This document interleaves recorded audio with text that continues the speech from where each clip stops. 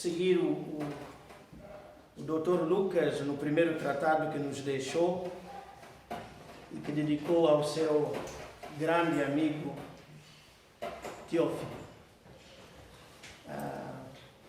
Mas antes, não é novidade para ninguém que os efeitos do corona vão sendo cada vez mais alargados, vão atingindo cada vez mais pessoas e só Deus sabe quem vai escapar. E por isso precisamos relembrar, cada um de nós, os nossos comportamentos, a preocupação de manter o distanciamento e obedecer às orientações. E em relação a nós aqui, evidentemente, meus irmãos, que precisamos de todos nos lembrar que para entrarmos aqui temos que usar aquela porta, está ali, que é a primeira, aliás, desde a primeira hora é esta, e quando terminar o trabalho, sairmos por esta porta, é uma das medidas, e ao mesmo tempo vamos nos preparando para o inverno, porque, meus irmãos, penso eu que até o inverno chegar, este problema não estará resolvido, o que vai implicar que provavelmente não vamos ter o aquecimento ligado, e se temos que ligar o aquecimento e manter tudo isto aberto, não faz sentido. Temos que nos preparar, caso seja esta a prática de fazer como nos aviões, né? A pessoa trazer uma manta de casa para se cobrir durante o tempo do culto, porque não estou a ver que seja viável fecharmos tudo e ter os aquecedores aqui ligados. Não sou médico, mas é fácil de perceber que provavelmente esta prática neste inverno não vai ser. Por isso, trazer um agasalho a mais para até, meus irmãos, aqueles que estão habituados nos países frios.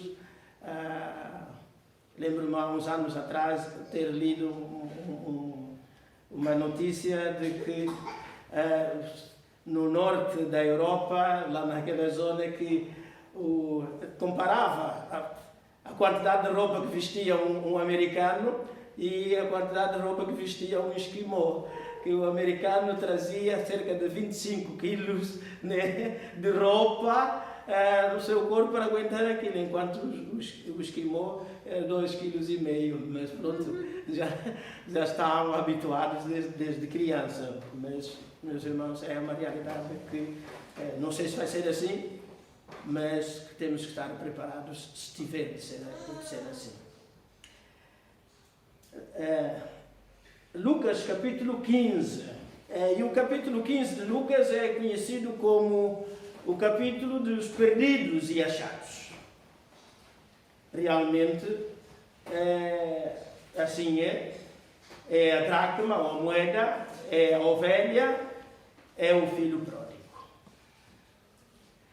Mas, tão habituados que nós estamos a olhar para este capítulo 15 de Lucas, imediatamente a nossa vista vai logo para a dracma, ou a moeda, vai logo para a ovelha e para o filho pródigo, que nos esquecemos que há um contexto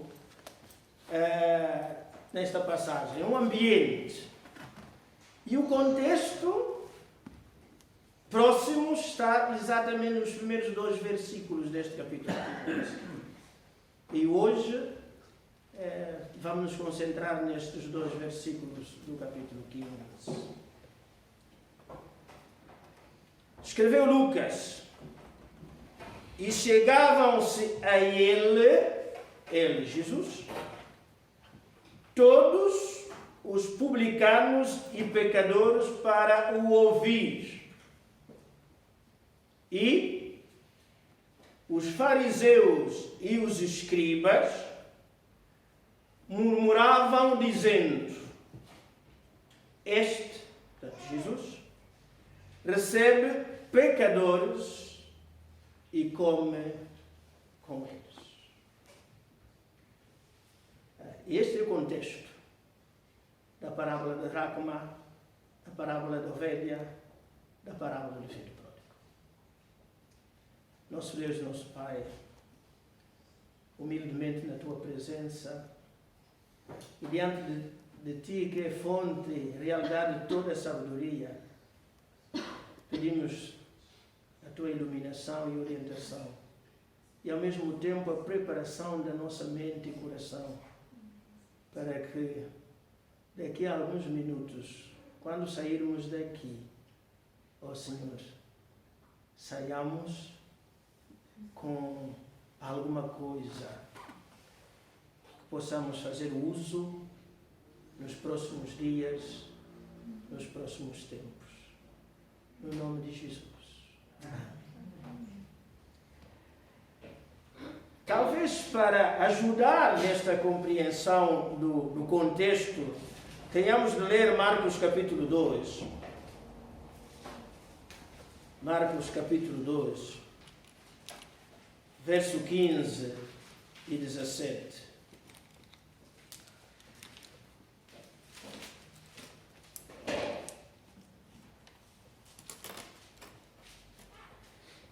Diz, verso 15 do capítulo 2 de Marcos: e aconteceu que, estando sentado à mesa em casa deste, quem está sentado à mesa é nosso Senhor Jesus Cristo, também estavam sentados à mesa com Jesus e seus discípulos,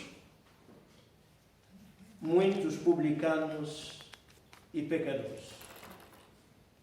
Porque eram muitos e o tinham seguido.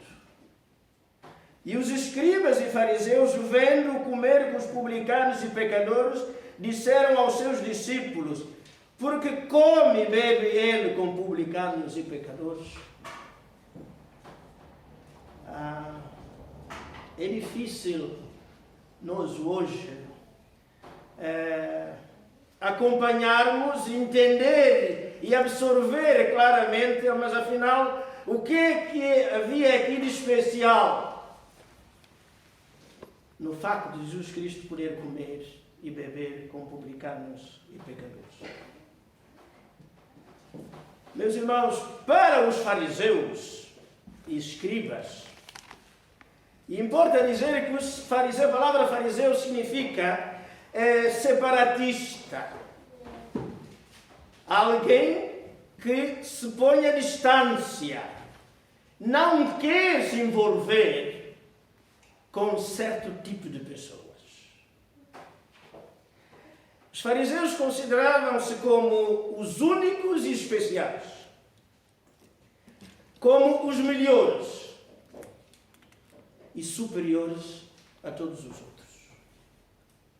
E as razões para eles eram razões, imagino mesmo, mas espirituais.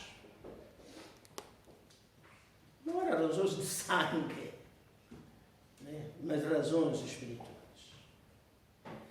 De tal maneira que, então, todos os outros que não fossem fariseus ou escribas, eles diziam que um fariseu nunca podia permitir que uma das suas filhas pudesse se casar com alguém que não fosse dos fariseus ou escribas. Porque era a mesma coisa que entregar essa filha a um leão solto da jaula. Outras coisas é que para o fariseu não podia emprestar, nem que fosse um cêntimo, a todas as outras pessoas, principalmente aos publicanos e pecadores. Numa situação de julgamento, estão a ver, os fariseus constituíam essencialmente o sinédrio, que era o tribunal superior entre os judeus. Se alguém levasse consigo para testemunhar em seu favor um não fariseu ou particularmente um publicano ou um pecador, o juiz podia recusar ouvir o testemunho daquela pessoa. Porque a partida logo não tinha qualquer credibilidade, qualquer base.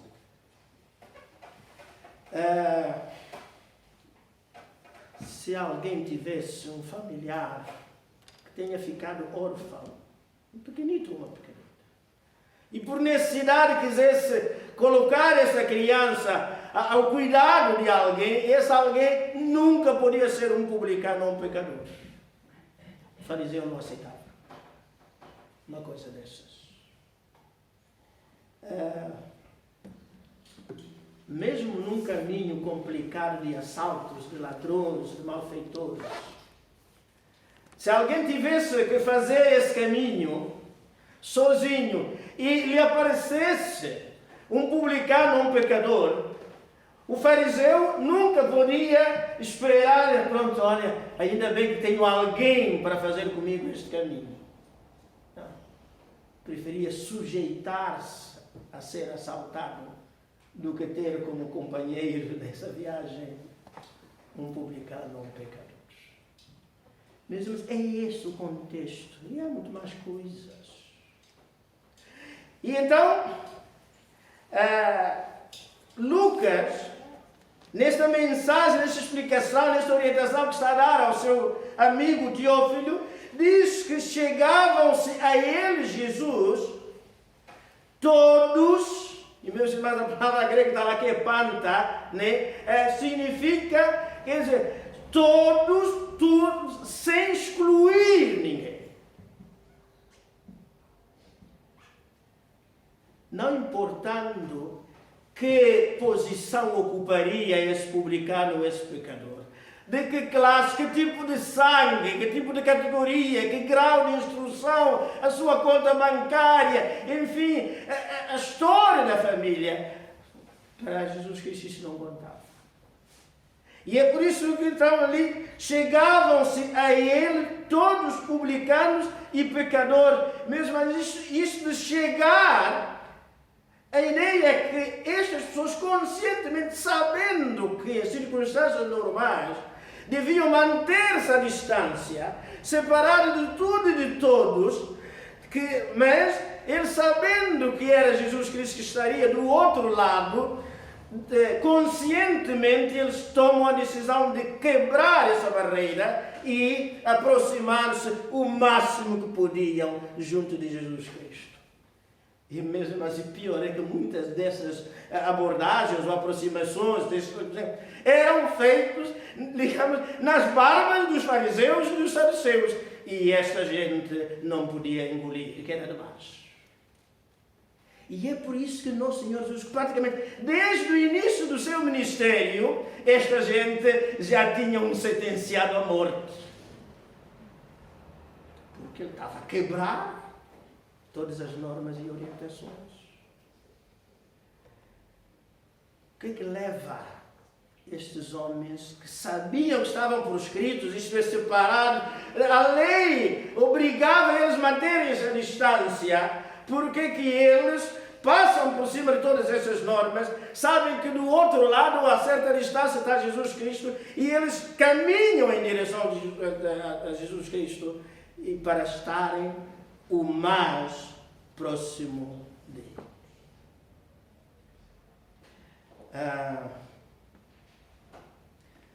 Diz aqui a intenção, o propósito do verso 1, a última parte, diz que eles faziam isso para o ouvir. Meus irmãos, eu quando estudava este texto e refletia sobre ele, pensava comigo mesmo. Quantas pessoas eu, ao longo do percurso da minha vida, tenho atraído, tenho permitido que se aproximem de mim? Quantas pessoas tenho permitido que essas pessoas se afastem de mim? E é interessante que o Evangelho de João diz que Jesus Cristo a dizer, comparando com a serpente do deserto, dizendo que assim como aconteceu com a serpente do deserto, depois de ser colocado naquela haste, diz, quando for levantado, então eu todos atrairei a mim. E estão aqui todos publicanos e pecadores. a não conseguirem resistir e juntos se encaminham ao encontro de Jesus Cristo, como dizia o verso, terminando o verso 1, diz, com o objetivo de o ouvir. Meus irmãos, e ouvir não é apenas ouvir, normal. Diz que ouvir para compreender, ouvir para entender a mensagem, o que é que Jesus Cristo tinha de facto de especial para atrair assim tanta gente.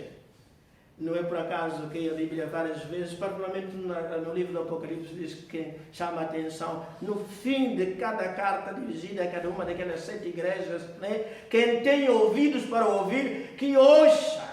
E estes publicanos e pecadores, apesar de serem publicanos e pecadores, né, eles tinham ouvidos e dizem, não, então vamos fazer o uso destes ouvidos. Queremos ouvir. Enquanto publicanos e pecadores têm este gesto, o verso 2, meus irmãos, apresenta-nos uma outra dupla. Uma outra dupla. A dupla aqui já não é constituída de publicanos nem de pecadores, mas de fariseus e escribas. Meus irmãos, o nosso amigo Lucas, porque quer ajudar o seu amigo Teófilo, não varre, digamos, o lixo e põe por baixo do tapete, não. O discípulo de Jesus Cristo, ou candidato a discípulo, precisa de conhecer a verdade. Aliás, Jesus disse, né? Lá em João 8:32, conhecereis a verdade e a verdade vos libertará. E o Teófilo precisa de saber que há fariseus e escribas e que o papel dessa gente, particularmente, é murmurar. E murmurar pode ser traduzido como falar audivelmente, dizer em voz alta, para perturbar o ambiente, isto é, dificultar. Os publicanos e pecadores aproximaram-se de Jesus Cristo para o ouvir, e então a estratégia destes, já que estão ali presentes, dizem, não, nós vamos complicar a situação para que estes não saiam com a mensagem, não ouçam, não captem, não entendam. Meus irmãos, é triste. E são religiosos, muito religiosos, profundamente religiosos. E aqueles que deviam dar o apoio, aqueles que deviam abrir a mente, o coração e as mãos para abraçar os que estão chegando, são aqueles que, né? Jesus está a falar com aqueles homens, publicanos e pecadores.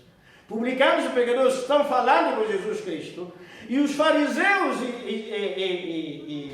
e saduceus, para dificultar a conversa, para levantar barreiras à conversa, porque eles não têm amor pelos publicanos e pecadores, já os sentenciaram à morte, já os separaram, já os colocaram de lado, não contam com eles. Não fecharam a roda, não querem que aquela gente tenha espaço.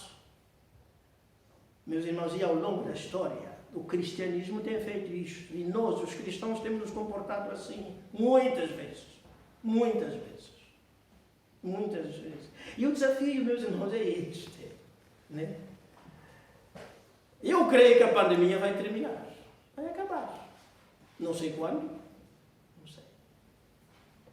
Hoje estamos distantes por causa da pandemia. Mas, irmão, eu acredito, né, quase como Luther King, né, nem preciso sonhar, né, que um dia nós vamos nos poder abraçar outra vez. Estarmos juntos outra vez. Sentarmos à mesma mesa de novo. E comer e beber e confraternizar. E quando esse tempo chegar, e eu estarei à mesa, marcarei a minha presença. Ou vou continuar a murmurar, a criar mau ambiente para que não se ouça o Evangelho, para que os publicanos e pecadores não tenham oportunidade de se juntar. E murmuravam dizendo: este Jesus recebe pecadores e come com eles. Meus irmãos, a palavra que Lucas usa, que é traduzida em português, recebe, significa, né, que a acusação, uma das acusações dos fariseus e escribas é que Jesus Cristo, vejam só, Ele dá as boas-vindas àquela gente. Porque Jesus nunca devia dar boas-vindas aos publicanos e pecadores. Meus irmãos, faz sentido aqui, porque a preparar os fariseus e os saduceus para a dracma perdida que vai ser achada, a ovelha perdida que vai ser achada, o filho pródigo perdido que vai ser achado. E para chegar ao capítulo 19 de Lucas e o verso 10, dizer que não, o Filho do Homem veio para buscar e salvar o que se havia perdido. E onde é que ele diz, e quando é que ele diz estas palavras? É exatamente em casa de Zaqueu, um dos publicanos. Este dá boas-vindas.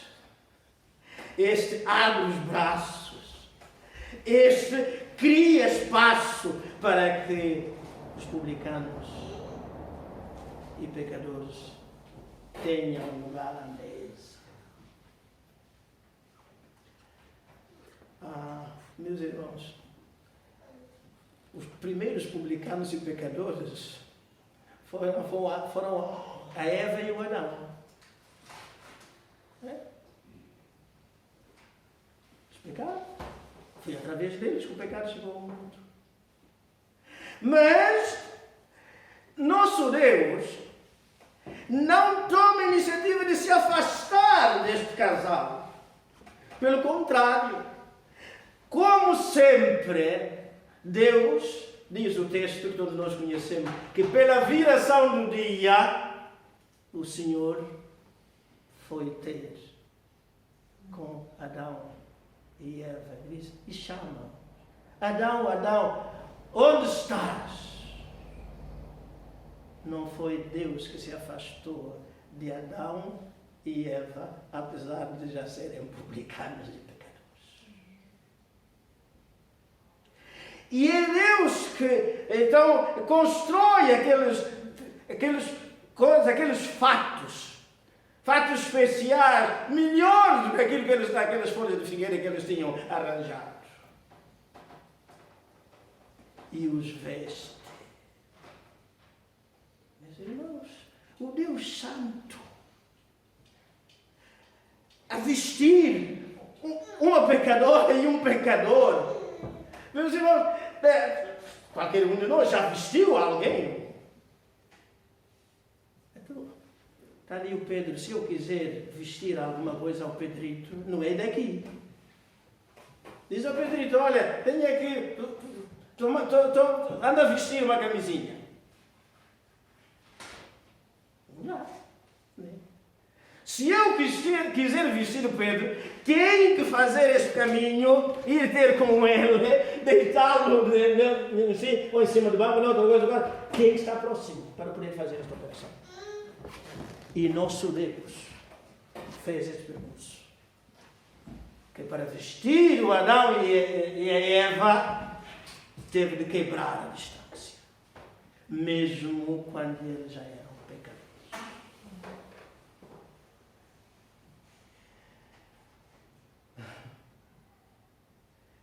Meus irmãos, os irmãos sabem que todos nós conhecemos a parábola do filho pródigo. Quando aquele filho, de certo caminho de regresso, chega a casa, uma das coisas que o pai vai fazer, diz, olha, traga um fato número tal que está ali daquele roupeiro, que é para vestir, mudar de roupa este menino.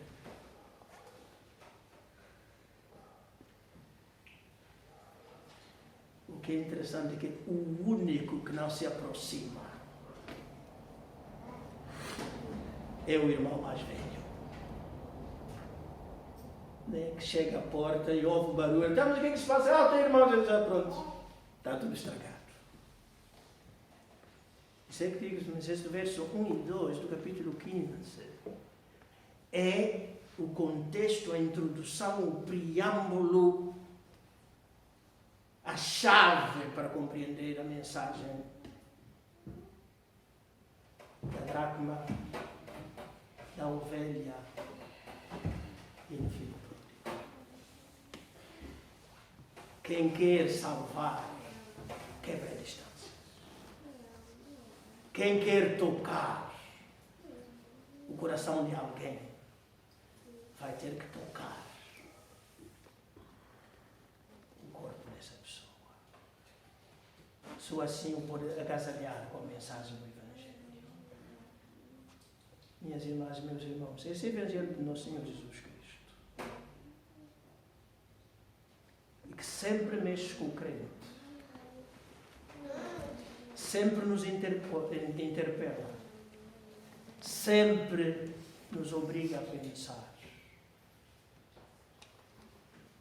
E é isto que o Senhor do Evangelho espera dos seus filhos.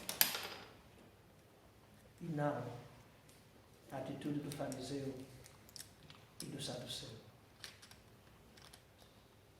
Não se quer aproximar, não se quer misturar, porque ele é separado. Ainda vai se sujar, pois é que muitas vezes para vestir o adulto ou a criança, a gente sai com as mãos sujas, e não é só as mãos, e com a roupa. Mas essas são boas medalhas, que sejam estas. As medalhas que, ao longo do percurso, vamos sustentar para a honra e glória do nome do Senhor. Amém. Vamos orar. Deus de Abraão, Deus de Isaac. Oh Senhor, obrigado por aquilo que tu és. Sempre estiveste disposto a sujar-te para nos vestir. Para que hoje alguns possam ter trazer consigo as tais vestes brancas, lavados no sangue do Cordeiro. Pai, perdoa-me às vezes que eu me comporto mais como fariseu do que como publicano. Ajuda a tua igreja, ajuda as tuas igrejas, ajuda-nos como teus filhos, ó Senhor, a seguir o teu exemplo, não a criarmos os nossos próprios exemplos e modelos. No nome de Jesus. Amém.